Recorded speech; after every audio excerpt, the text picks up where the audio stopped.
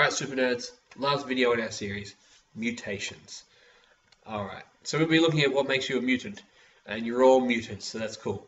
Alright, basically you want to be able to identify and explain 4 different types of mutations. We'll go more into class what actually mutants are, but 4 different types of mutations, that's what you want to look at. So you need to remember that genes are coding locations on the chromosome, and that they encode for proteins, and these are the functional chemicals in our body. Alright, so mutations. Basically, when DNA is replicated, mistakes happen, and these change or alter the base sequence of the DNA. See here we've got what we call a point mutation, and that's all we're going to really focus on today is point mutations. Okay, so one has changed, one base pair.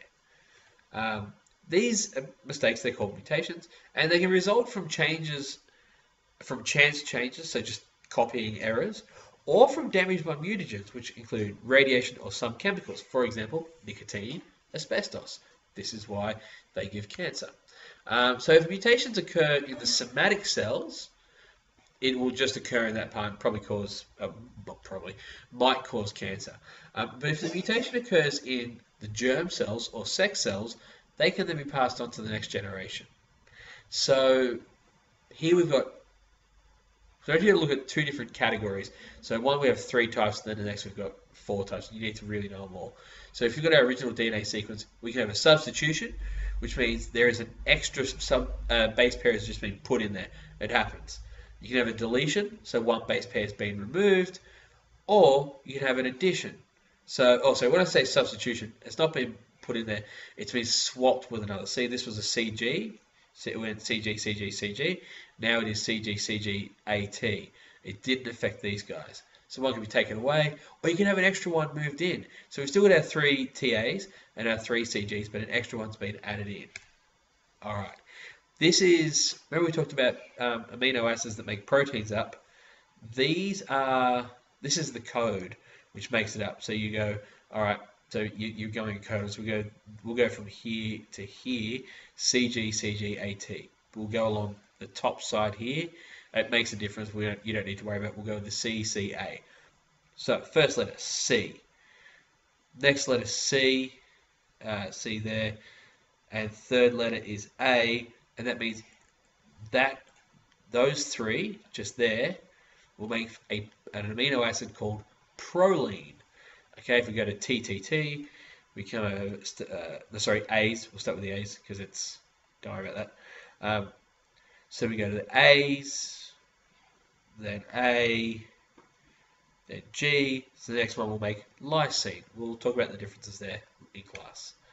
All right, now, basically, I'm just going to get rid of all that thing there.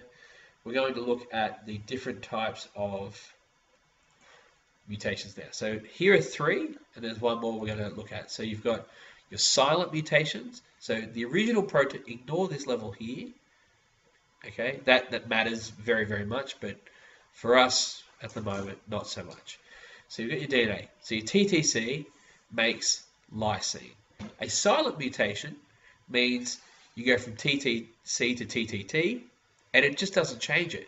It's still changed, but it doesn't change the protein which is created. So you go from lysine, you're still going to make lysine. It's not going to be a difference.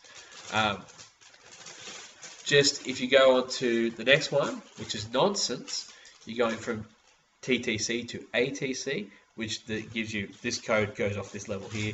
So we go UAG,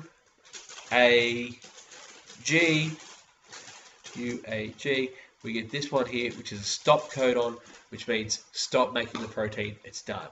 That's a nonsense. That means it changes it altogether. And then you've got so it stops the protein from being made. Then you've got the missense one, which means it changes it to a different protein. Okay? So it doesn't stop the protein from being produced, it changes it to a different protein. And to be honest, that'll stop the protein from working most of the time.